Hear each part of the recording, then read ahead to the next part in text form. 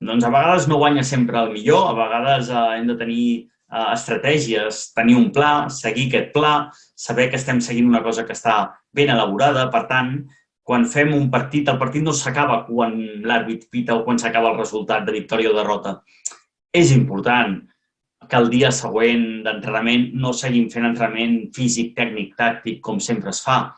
Hauríem d'analitzar què va passar al partit, quines situacions et van costar gestionar, què has après, què podem incloure a les teves rutines, moments de desconfiança, comportaments inadequats. Doncs hem de tenir un espai per poder extreure el màxim suc d'aquestes competicions, que és on realment podem aprendre moltíssim.